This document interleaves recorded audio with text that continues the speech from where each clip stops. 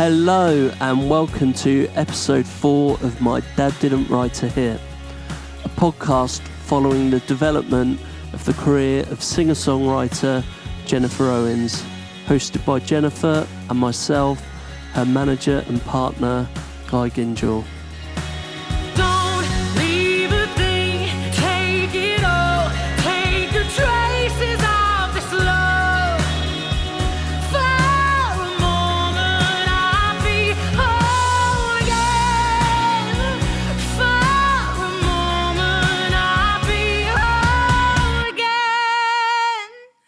Jennifer, how are you on this take 2 of this podcast this week? I'm fine. How are you? Better for a time out outside. Put you on the naughty step. No. We tried recording this once already and we ended up having an argument. There was, we don't need to. We don't need to go into it. Anyway, all is good now and onwards and upwards. Basically, Guy butted in and then waffled on and I told him off for it. I butted in with words of... But you still butted in? Praise and encouragement. But you still butted in. Okay. Anyway, it's going to be I can feel it. It's going to be a better episode now. There's some... Yeah, it's going to have a new lease of life, I can tell. I don't even know what I'm talking about. Anyway, so since there wasn't an episode last week, the last one we did was about 2 weeks ago, and since then we've released a song, and a music video, Whole Again, Whole Again.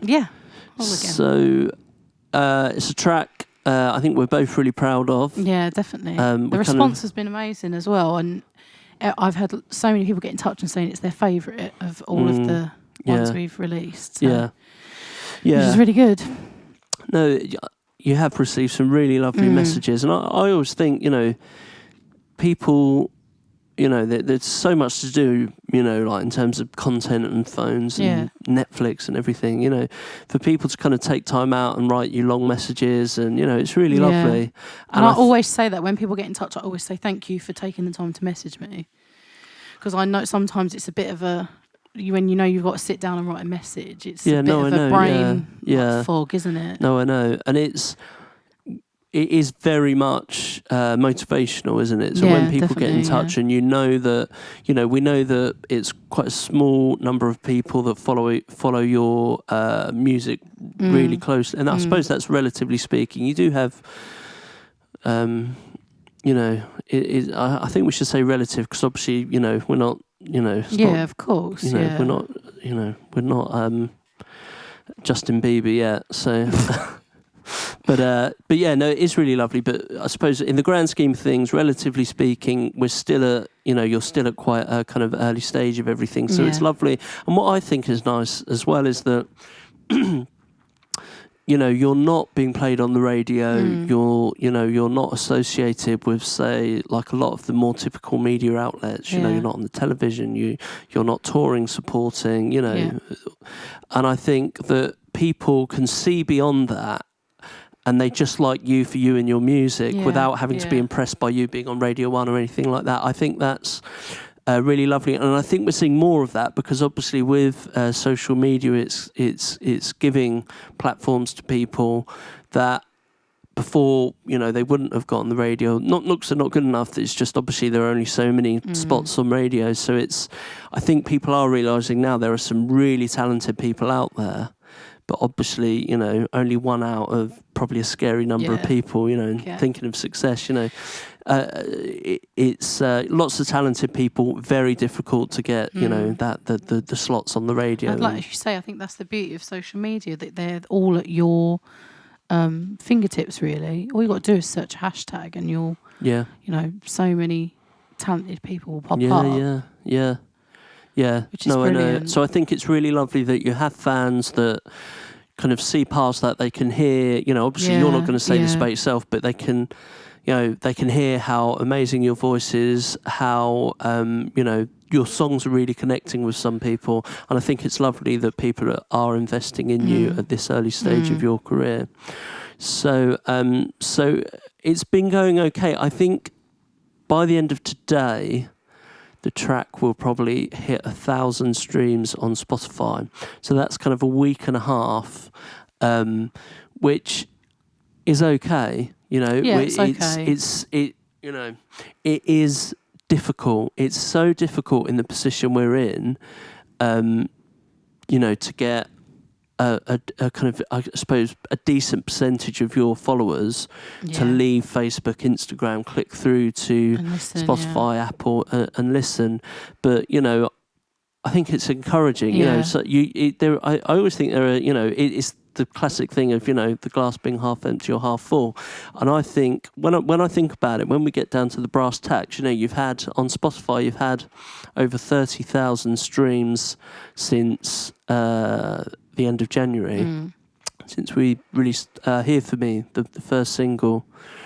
And, you know, and it's that kind of thing. It's like, I think, well, why can't we have 30,000 streams a track? Yeah, that's it, yeah. But if someone had told us... you have to remember to be here and now. And that's right. Look at what you've got now. And I think that in life, really, I think they always say, oh, grass is greener, don't they? But the grass is brown everywhere. That's what someone, in terms of trying to manage my expectations, you know, it's just that the grass is just brown everywhere, you know. You just got to be present in now and look at what you've got and think about, like you say, like if like last year, if we'd have known that we would have had this amount of streams and you know, kind of people getting in touch and all of that, it would have blown our heads off. Yeah. Like, it's encouraging, isn't it? Because the way I look at it is, you know, I could be thinking, why haven't we had 1 million streams yet? But the way I look at it is, this is the kind of first 6 months of this new chapter of the project. And I think as well, this year has felt like, even though it's just June, this year has felt so long. When in actual fact, we've only been doing it like this and in this way since January, and that's January, 6 months. Not even that yet, you know. And that's such a short amount of time to have achieved what we've less than 5 months. Yeah. Yeah, no, I know. It feels like we've been doing it forever, but we haven't. No, I know. And like I was saying, you know, I find it exciting. It's you know, obviously this is a long-term project. Yeah. So, you know, what kind of, how will we be doing in the first 5 months in 5 years' time? Yeah. You know, and that's that kind of half, the glass being half full. You know, a lot of people would go, you know, that, you know, this hasn't done that well or whatever, but it's so easy to get in that frame of mind. It's so easy to look at what other people are doing and look at how other people's singles have gone and new releases have gone and things like that, and to then look at what you're doing and compare it. And I think that in life and in general anyway, and I think it's really easy to do that. And it's not everyone easy. Does it. It's really not easy to step back and think, hang on a minute. Yeah. Like, let's look at this. Yeah, everyone does it. It's so readily available, isn't it, to go on Instagram, for me to look at other producers and go, they've had, you know, or you to look at, you know, other people that are younger than you, have been doing it for less time, but they've had that one thing that's kind of put them in that position, you know. And do you know what, you know, you might never get that moment, and it might, you know, your career might just kind of go like this gradually over time, but we don't know, you know. There might be something that comes along and then, you know, then it kind of goes like that. You know, you just don't know. And I think for anyone starting out, you know, I'm guilty of it, so I can only, you know, preach this so much, but just, you know, just try not to compare yourself too much to other people doing what you're doing. There's always going to be, there are going to be artists, you know, there are going to be artists that have been doing it far longer that will be looking at, say, like Lewis Capaldi, the success he's just had, and they'll be, why not me? Why hasn't it been me?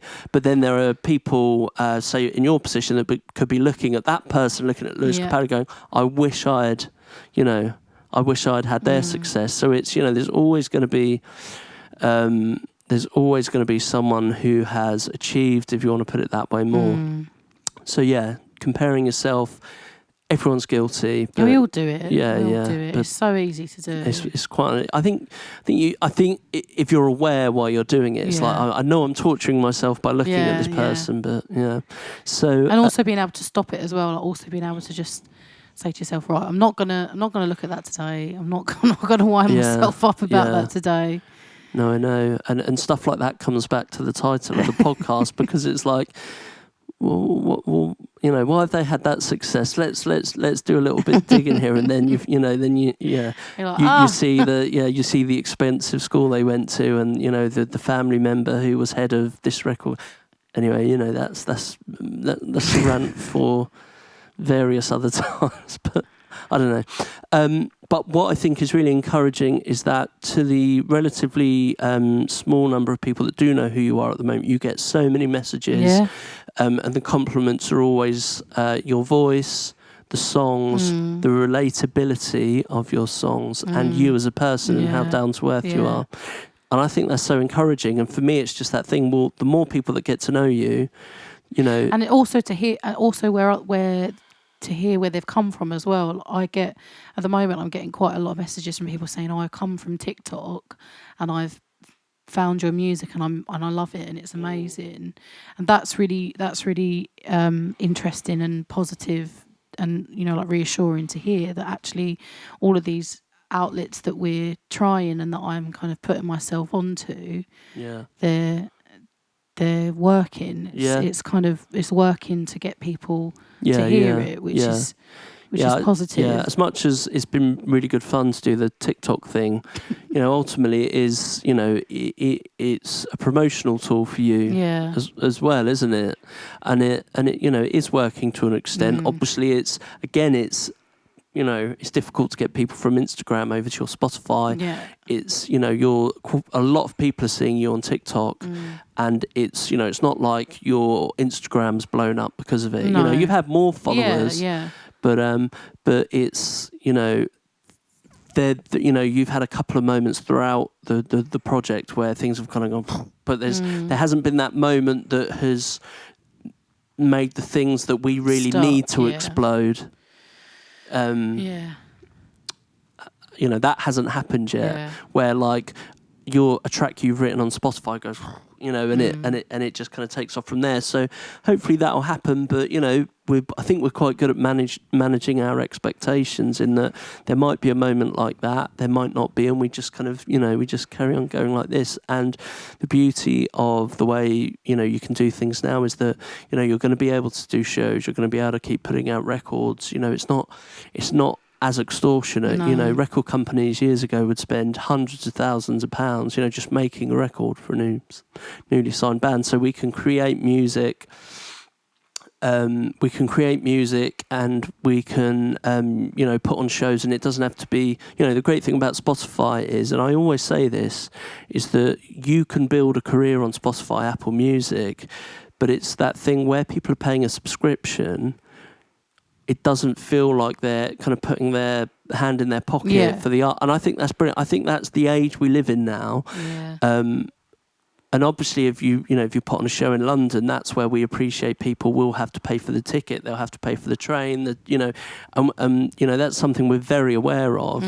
But that's the beauty of recorded music now is that, you can pay your, £10 a month to Spotify and listen to, 100 Jennifer Owens, while these artists can, through hard work, good material, which is always the most important thing, and kind of strategy, make a career out of it. And I think that is a really wonderful thing. People being able to build careers, having a fan base that don't feel like it's costing them money. When you think of the value for money that Spotify is for the consumer, it's amazing. Yeah, it is. And musicians can moan about it, but ultimately, we're so fortunate that, you can go straight to market now, if you want to call it that. You can go straight to a fan base and you don't have to sign to a record company, be at the mercy of an A&R guy. And it's the way it's going as well, isn't it? You can't... Oh, definitely. I think stop it. You've got to go with it or not. Yeah. I think technology is the winner now. So music has to find its way through tech. And but I think it's really exciting, to think that, you go back when I was kind of doing it, as a 19, 20-year-old, if 30,000 people had heard, my songs, it just, it would have cost a lot more to get them in front, kind of produced and put in front of people. And just it just would have been so difficult. Yeah. We would have had to have, I mean, we had a bit of a following, and that, I don't know, we might have got to that, I don't know, but it was, it was certainly difficult. Yeah. So yeah, many advantages now, and if you're smart, you can kind of see streaming as a really poorly paying thing, or you can see it as a great promotional tool, a great kind of marketing platform for tickets to shows and things like that. And ultimately, if you do start doing good kind of numbers on Spotify, Apple Music, you can make good money. So yeah. So some really lovely messages about Whole Again. If you haven't heard it yet, go and check it out. So if you search the track on Spotify, Apple Music. Oh, and the other thing was that you produced a video for Whole Again, that's what I said. Yeah, we should talk about that. That came out Friday. Yeah, Friday, just gone. Yeah, it was good fun. We obviously I knew that with the lockdown and being here and not being able to use Adam, the photographer that we use, it was going to be tricky. But I don't know where the idea came from, really. I just thought about, because obviously the song Whole... Why don't you explain what the video is, because people might not see it. So it's the song Whole Again is it's about those kind of bits of a relationship that get left behind, and they remind you of the relationship, and it's just stops you from moving on, like a pair of shoes or a pair of pants, or those sort of things. Gut wrenching, can't it? Yeah, and you see it and you're like, oh god. And then and also at the same time, it's about kind of putting yourself back together, and so that you can become whole again and carry on with your life. And so the video is it's the table and some hands, just somebody sitting there doing a jigsaw puzzle, and there's a cup of tea and a sandwich and a notebook, and there's a couple of things dotted around the table. And then as the song goes on, the jigsaw gets done, and to kind of reveal my face, my lovely face. And it was done with a gooseneck for the iPhone, which is like imagine a gooseneck tripod where you kind of clip your phone in and you can bend it around. And so you were basically, it was stop motion, wasn't it? I was going to do I tried stop motion, but it didn't work as well, so I then tried time lapse. Oh, was it a time lapse? Yeah, it was time lapse in the end. So probably there are videographers out there probably shouting, saying it's the same thing. There's there's going to be technical things that people of course. I don't know anything about any of those things. But you've got a great eye. You obviously you haven't spent years, learning that kind of trade. Yeah, but I think the idea and with what you had to work with came out. It came out so well, and people have really enjoyed watching it. And you think that's the cost of making that video was getting the jigsaw made, the jigsaw was like 20 quid, I think. Yeah, and the gooseneck, which we're using for this, you would have... was 20 quid as well. You would have bought that anyway, wouldn't you? We needed it anyway. We needed it like 3 years ago. I don't know why we didn't buy it 3 years ago, for God's sake. So isn't that brilliant? I know. That video could be viewed however many times now. Videographers will be going mad at it because it's I know. so technically what has she done? But, it ultimately it cost a jigsaw puzzle. Yeah. How much did that cost? 20 quid? Yeah, it was like 20 quid. 20 quid.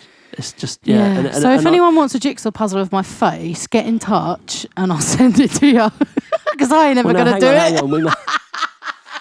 I think it might be better to hang on to it, and maybe we can a bit further down the road auction it off and raise some money or something. But it just goes to show, a great idea doesn't have to have loads of money spent on it. Obviously, I've seen so many people putting together home music videos because of everything that's going on at the moment, and so many people are doing jigsaw puzzles, aren't they? So it was it felt perfect, didn't it? Yeah. So I didn't really know how to get around the whole lockdown thing, and then all of a sudden we thought of that. So you can go and watch that. It's on my Instagram. It's also on YouTube and it is also on Facebook. So wherever you find it easiest or enjoy watching the best, go and have a little look. Yeah. I've kind of ruined the surprise now because you know what the end picture's going to be. But, you know. Hey ho. I'm sure it'll still be fairly enjoyable. But I think that's the beauty of it as well. It's like, well, what's this puzzle going to be? So that keeps people watching. And that is, it's so simple. Yeah. But, I read a thing once, and it was one of these kind of music marketing guru guys. I think some of these guys, they have a lot of, for me, having had some, quite a lot of experience with social media ads and that kind of thing, it's kind of like cherry picking the best bits from all of these people. But there was one guy, I read his book, and there was some scenario where he had a band signed to a major label, and the label said to him, right, we're going to spend £55,000 on making this video, and then we're going to spend £5,000 promoting it through social media ads. And he was there saying, no, let's spend £5,000 on the video and let's spend £50,000 promoting it. Yeah. And if you've got a good idea, then it wouldn't have even needed to have cost £5,000, and I think there's so much, there's so much kind of, the video, some such simple videos have costed like done in someone's bedroom next to nothing or whatever, and they can explode, So I think you got to, and there are other ways of doing it which we won't go into that are certainly far more cost effective. But a good idea doesn't have to cost the earth to turn into a video, produce kind of thing. So that's Whole again. So go and check it out. Have a listen. Yeah. The feedback's been brilliant, so yeah, no, it has. It's been really good. It. If you haven't heard the podcast before, what we're doing every week to give people an idea of where the project is. So if people are listening back to the podcast in the future and perhaps Jen's had some success, I think it would be easy to believe that the project was further along at this stage than it actually is. So we're doing a numbers count each week. Because we want to be transparent, and there are some platforms where Jen's followers are going down, because before we've spoken about a viral moment she's had where she gets this kind of real wave of followers, and then they're not so interested in the the kind of content you're releasing now. So this week on Facebook you have 17,716 page likes, which I believe has gone down a little bit. Instagram I think it's gone up slightly. You're at 2,416. TikTok, which keeps going up and up and up, is at 9,082. Spotify, you have 331 followers, which I think is about up 20 or so from the show. It was 2 weeks ago. Oh yeah, 2 weeks. And you've got monthly listeners at 1,255. And YouTube, I don't think we've done YouTube yet, but YouTube is currently at 16,420, which I believe has gone down over 2,000, because when you stopped posting covers, which we covered in an earlier episode, obviously, a lot of people have subscribed to hear you sing songs that they knew, and so now, for example, it's always that thing of when you do post now, your subscriber rate goes down even quicker. So, and that's understandable. People signed up for something, and we're not doing what they signed up for anymore. Yeah. So we haven't got a problem with it. That's absolutely fine and very understandable. But yeah, so that's where we're at with the numbers.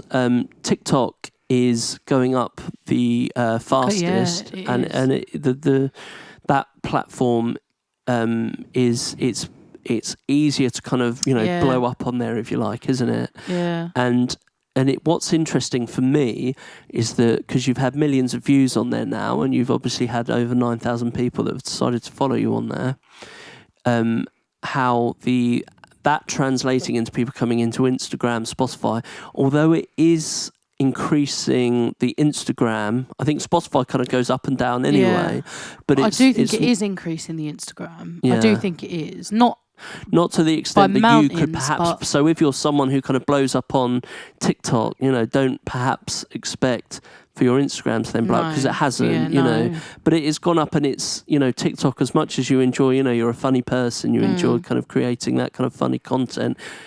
Ultimately, if we're getting down to the brass tacks of it, it is a promotional tool for you. Yeah.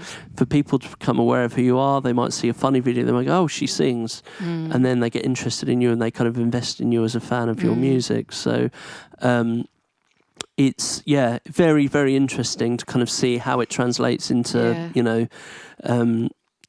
generating new fans for your music. So that's what we're going to do every week with the numbers, and we want to be transparent, and I think that being transparent is going to make it more interesting to people listening. I think it's really easy to think that it's been an easy, quick ride when you look at people and their journeys and stuff, but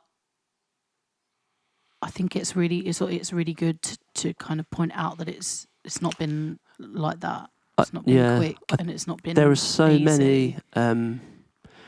Obviously there are people like Adele, for example, who get spotted at 17 by the head of XL Records. And that's a fortunate story, for an artist, and that's great. There are other artists, like I know for a fact that Coldplay, for example, they'd been working away, but I know I met a lawyer years ago that said they had a publishing deal. And their publisher was going around banging on the doors of record companies, saying, listen to these songs, they're amazing. And I think she said it was about 2 years that, record companies weren't signing them. And you think they're like the new U2 now, aren't they? They're just huge. Huge. They're one of the biggest bands in the world, if not the biggest. So it just goes to show, and that also goes back to the vision thing, that not everyone has the ability to see the potential in something, because it's probably, what's going to become huge is probably different to everything else that's big at the time that people at record companies are generally trying to copy, so it's, the unlikely factor doesn't seem to be a thing that a lot of people are aware of. But for me, it's it's often the unlikely things about artists that will make them stand out and have that next level of success. But so it's a slow burner. So before we've kind of gone through the project, we started going through the project when we kind of first started it about 5 years ago. Yeah. And we got up to the point to the end of 2015 where we had kind of recorded that first EP. And also with your childhood, we'd kind of gone through early life through to about 15 when your dad was taken ill with a stroke. So I think we kind of said that we were going to go back, didn't we? And then I know. We got well, it's probably me waffling on about something. But if we maybe go back to when you're about 15. So you're 15. Your dad's been taken ill with a very serious stroke, and obviously a huge kind of blow to the family. Yeah. So you're in a position where I think you're in. Did you say you were in year 10 then? Yeah, I think it was year 10. How old are you? In year 10. I was 15 when it happened, so... Yeah, so, yeah. I think it was year 10, Yeah. Yes. Yeah. Yeah, you would have been in year 10 or year... I think you were in year... Because we've kind of spoken about it before. I've got a feeling you were in year 10, so which is obviously it's an awful age, whatever age you are, for one of your parents to suffer something awful like that. But yeah, I mean... Because you were going to Gable Hall School. You had some really supportive teachers there. You were kind of like flourishing there. You said you're not the most academic person, but creatively and in terms of the arts, you were really kind of flourishing there. Some of the teachers later on in my school life had then come to me and said that they saw a difference in my work from year 10 and year 11. And they saw that I was doing really well up until it happened, and then it happened. And I guess it's kind of it was natural for things to kind of go a bit, of course, rubbish. But the school were really supportive, and for a couple of my subjects, they applied for mitigated circumstances, just to kind of help me through the process of, going through it and dealing with GCSEs and coursework and all that sort of stuff. So the school were great. They were great, and I can't, I can't fault Gable Hall. Really, they were brilliant, and the teachers I had there were brilliant. I also had a counsellor as well, who I think I started seeing in year 9, and I was incredibly lucky to have her, to be able to go and see her and talk through it with her. And it was a difficult time. It was a strange time. I was talking to Mum the other day, and we sat, when it first happened, we used to sit in the garden until late at night, just underneath the gazebo. Mum had put a gazebo up, and this sounds so random, but she'd put a gazebo up in the garden, and we sat there for hours on end. Like every night, we just would go out and sit there out at night, and just be together around candlelight in the garden. And in a way, I think it made us closer. It's so, I think back to what I was like at 15. My parents split up just before I turned 11. And it had a huge impact on my life. Really kind of a really profound. I was a very, very sensitive, anxious kid. And that had a real profound impact on me. And I know there are kids, like you, that were going through things like that, where your a parent's becoming, really unwell, and ultimately was paralysed by it. And there were times it was really quite bad. Actually, there were times when they weren't sure he was going to make it through the night. There were a couple of times when they would ring and say, we think you should come down and say your goodbyes, because this isn't great. And so it was really quite up and down for quite a while, actually. He didn't really stabilise for maybe a year, and it was we were just all over the place. And to give people kind of some perspective, it wasn't your dad wasn't temporarily paralysed. Your dad lives in residential care now, doesn't he? So he didn't recover from it. He didn't not fully recover from physically. That's what I mean. He didn't physically recover from it. So your dad, for example, can't walk, can he? And, so which is, it's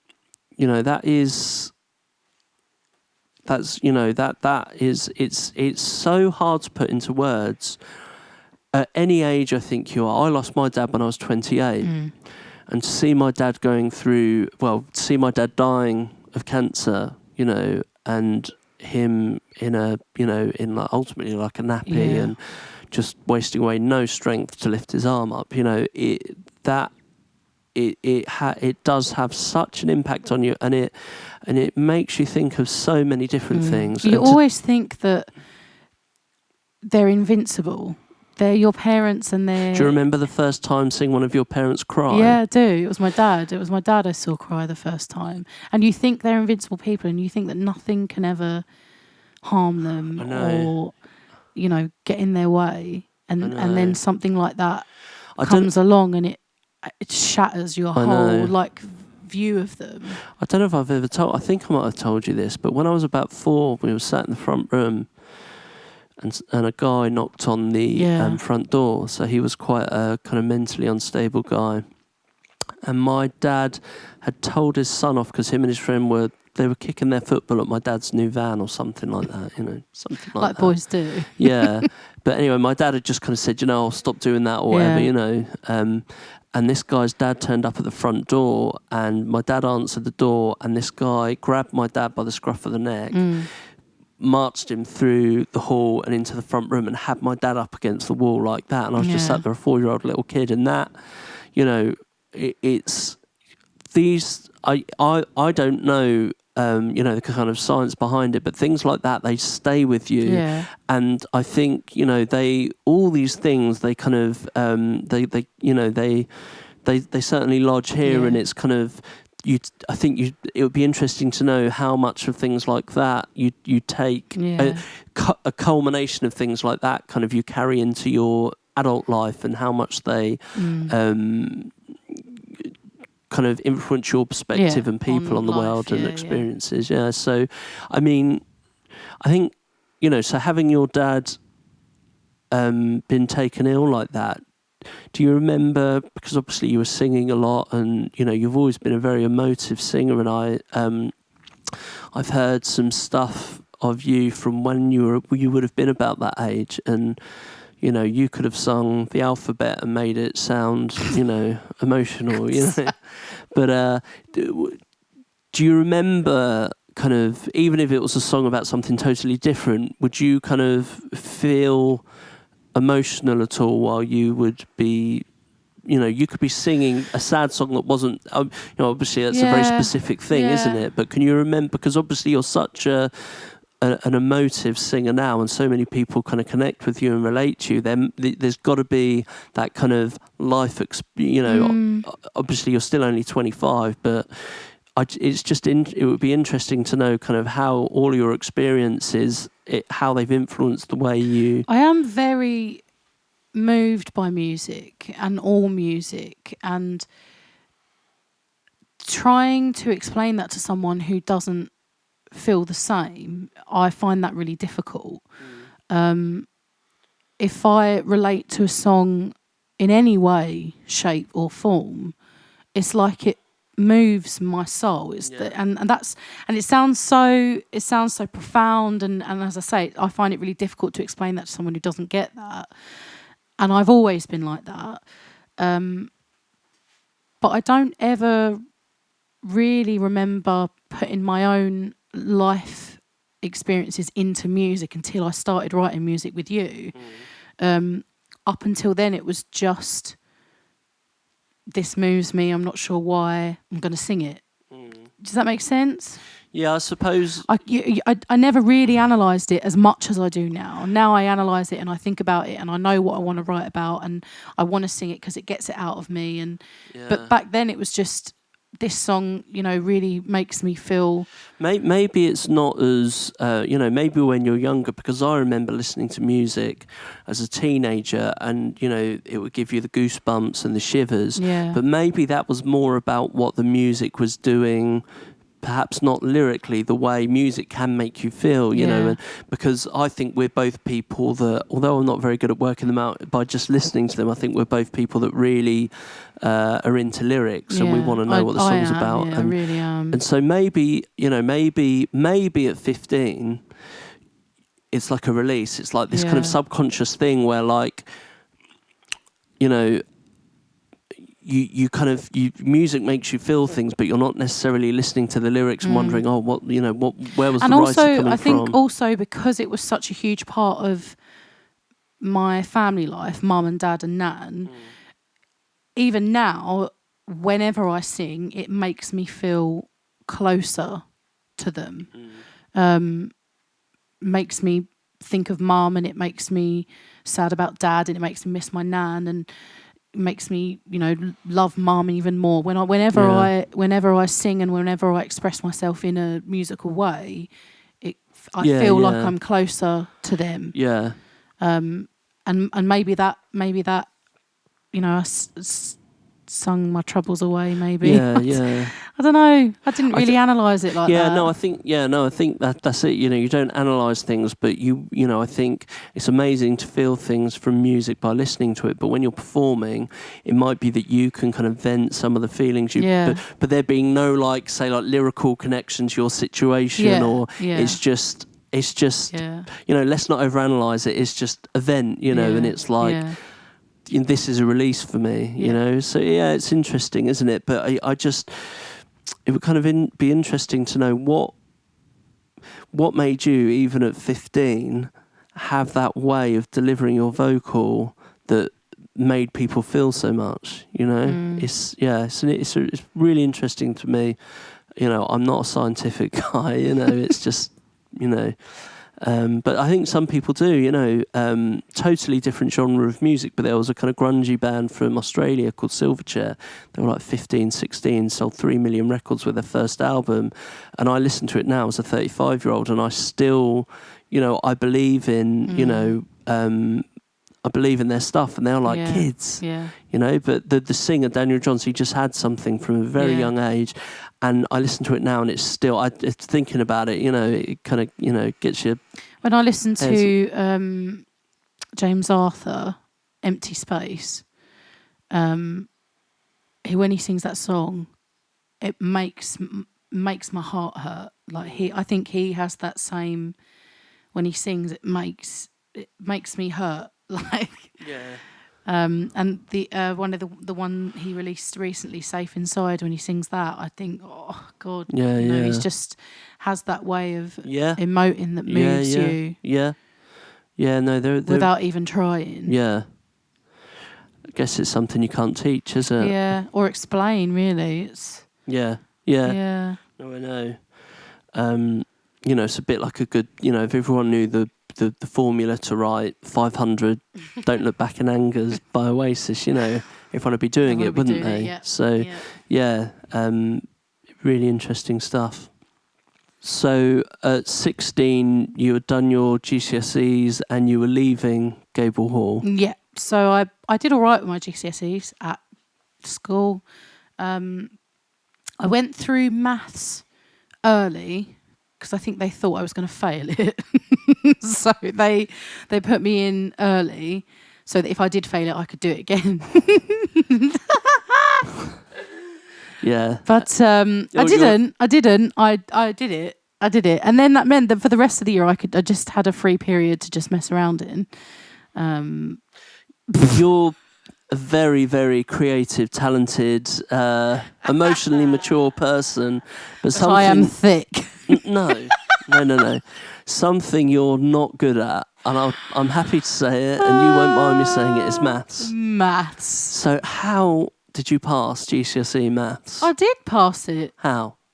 I just passed it. I don't know. What's 9 times 12? Please don't. Let's not do this. I can't tell you the answer to that. It's you that makes me do it. We'll be driving back from a gig or whatever, and you'll be like, test me on my maths. Because I want to get better. I want to be better. And I want to... 2 songs will pass on the radio while Jen's working out, 13 times 8 is or something. Do you know what? I think where I went wrong is that I don't know my times tables at all. I remember year 6, I remember them desperately trying to teach me with games and songs, and I used to go to extracurriculum times table classes to get it in my brain, and I think that's where I went wrong, because that's like the core of it, really, isn't it? And I don't know them. There's probably mathematicians out there listening thinking, what the hell is she talking about? I wonder, I don't know, I'd be quite surprised if we had one mathematician. We might. I don't think I know any mathematicians. We might. You never know that. Yeah, well, that's true. But it's funny, isn't it, how people have different skills, abilities. Yeah, mine is not academic at all. But then you'll get academic people that creatively, they just, I know, they write a poem for me, and they just, I think, now you're just going to say this is an excuse, but I do think that if I were to be tested for dyslexia, I think I would probably be dyslexic, because I can't process it in a normal way. I can't make it work. And make sense in a normal way. Yeah. Like, you'll explain it to me, and I can't understand how you have got there and how you have made that some work. Yeah. Well. Yeah. But I passed maths GCSE, so I do actually have a maths GCSE. Yeah. So But silver linings and all. Yeah. I don't think I failed anything, actually. I think I did all right. GCSEs were okay. I don't remember being particularly stressed out by them, which people might get mad at me for, because I know that people really do struggle with GCSEs, but I don't remember ever really. Mum was always quite well, if you pass, you pass, and if you fail, then you fail. She was always very relaxed about it. My parents knew that, you know, college, academia, it wasn't, you know, music was and it wasn't the end of the world. No. Whereas I had other friends who, you know, their parents were like, you know, it would be frowned upon to not go to university. Yeah. And I think, you know, the way your mum's quite laid back about, you know, school for you guys kind of suited. Yeah. You know, people have different attitudes towards it, don't they? Yeah. You know, like if we have children, of course, it's going to be good to have the option of having GCSEs, A levels, you know, and it gives you more opportunities. But if that kind of study didn't suit them, you know, I'm not going to push that, you know. And then you went to college, didn't you? In Southend seafront. Southend. There's a video of you, isn't there? On was it when you were leaving on YouTube? There's that video. If you search Jennifer Owens Essex College South Essex College, and you're singing "Thank You for the Music," aren't you? Yeah. And do you know what? Even you singing that, you make it so you, like the break you have in your voice. I don't know if people know what I'm talking about by that, but it's just you just make that song so you, and it sounds great, you know. I had a brilliant time at college. I loved college. I studied performing arts, and I met an amazing group of friends, and I was there for 2 years, and I think I come out with distinction star for that. And I loved it. It was really good. And what was really good about it is that it's like Southend's like a 20-minute train journey from Basildon.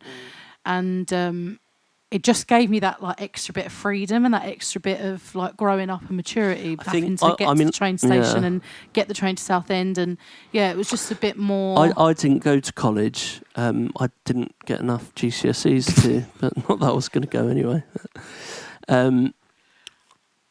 I think from, you know, seeing my friends go, it was just like, wow, it's like, you know, you're an adult. I'm not wearing a school uniform. I call my teachers by their first name. I get the train, I pick up a cafe latte, you know, it's like I wear my lanyard. No, I don't think people did back then. They certainly didn't when I was at college. We did. Yeah, I'm a bit older than you, aren't I? So.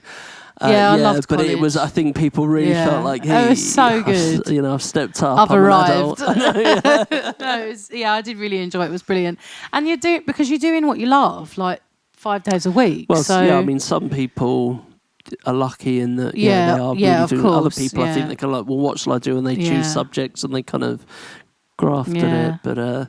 I think it's.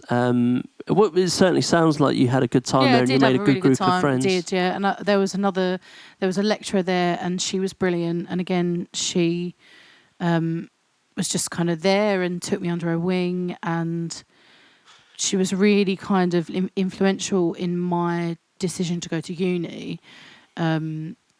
She just was really like, you know, why not go and try. Yeah, from what you've told me, she was incredibly supportive. Yeah, you know, she went above and beyond, and I think, I think she from what you said, she very much understood you.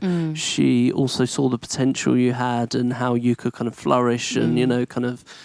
So I think you owe a lot to her. Massively. I know you knew that. Yeah.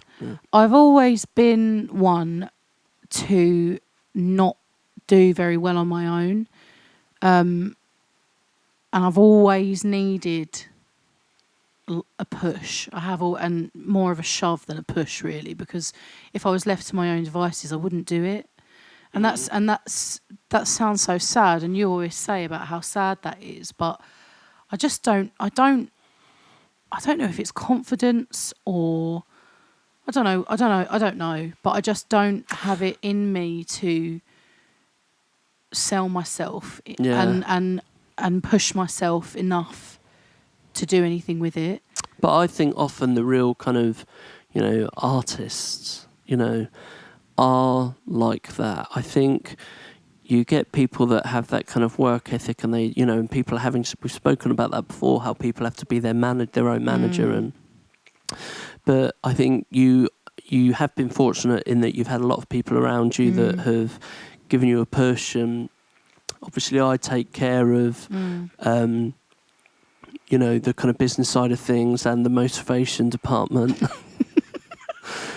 But ultimately, I think the way you have that thing where you don't, that vulnerability where it's almost like you think, well, why should I do it? I'm not good enough. I think all of that goes into the melting pot of you as an artist, and it like I said before, I don't understand the science, but it's what goes into making you the artist that people relate to and connect with, and it will go into the songs you write, your vulnerability and so on. So it's not a bad thing, but when we've got a lot to do, and I'm shouting up at you to get out of bed. Shout at me to get out of bed. Calling I up. was shouting at you the other day to get out of bed. So tit for tat. Okay. But yeah. So yeah, no, it's you do work. You are working hard, but it's. I wouldn't say you're not.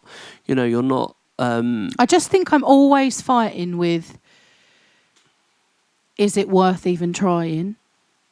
That always feels like a battle in my head. Like, is it worth even trying? Because nothing may never ever come of this. Yeah, and I think that's probably down to a couple of things. One, it's self-doubt. Because it's like, well, why me?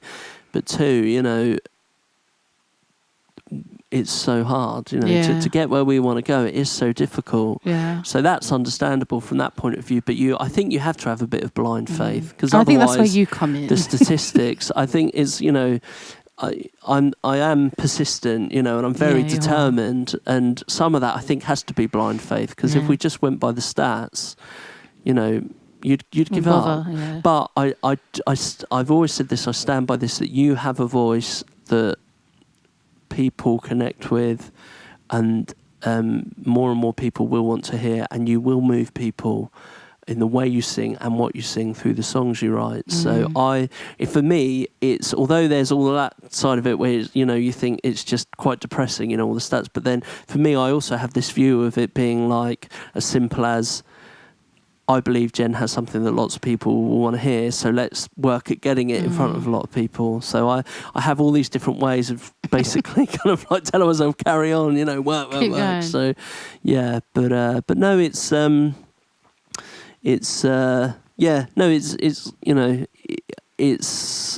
it's interesting to kind of, for us, I think, to kind of almost stop and reflect on what we're doing, and I think it's so important to be aware of things that aren't working as well as the things that are. And at the moment, it's like, feel like we're getting the music right. I think the music's working, but there's lots that we're learning as we go along about the marketing and the promotion and basically growing your fan base.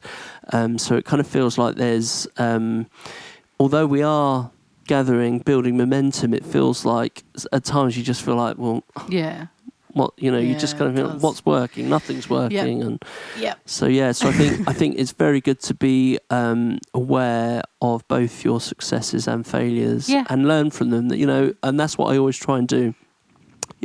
Be self-aware, learn from the failures, and don't just kind of bask in the very little glory we have at this stage, which will hopefully increase. But yeah, so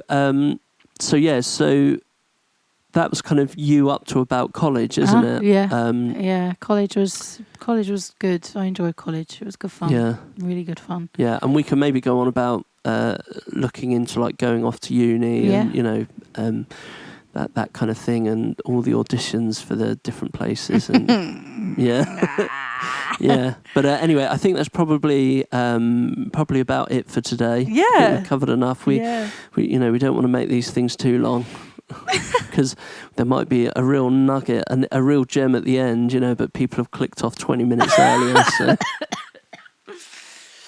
But no, thank you very much for listening. Go and have a look at Jen's platforms. Have a listen to the new single lost a flip flop. Check out the For God's sake. check out the previous releases, and also you can get a free download of an old live track. It's a brilliant song. It's still, I think, both one of our favourites. So if you go to, or you could just message Jen, whatever, but if you want to go to Facebook and it has that sign up button on the page at the top, you can subscribe to the newsletter, and by doing that you get a free download of a track that we both absolutely love. I do love it. It's a live version of it. You always said that it could be a Bond track, didn't you? Yeah, it's definitely got kind of Bond soundtrack qualities to it. One day. Yeah, but 18-year-old Billie Eilish has taken over the world and that spot for this film. So good on her, though. Chin up. No, she's amazing. Yeah. Her and her brother are the real deal. Yeah. They are the real deal. Yeah. Absolutely. So no, good on them. They're both amazing. So yeah. But yeah, let's leave it there. Get in touch with Jen if you want to. She replies to all of her DMs and messages. So thank you for listening. Have a good week, and until next time, goodbye. Goodbye.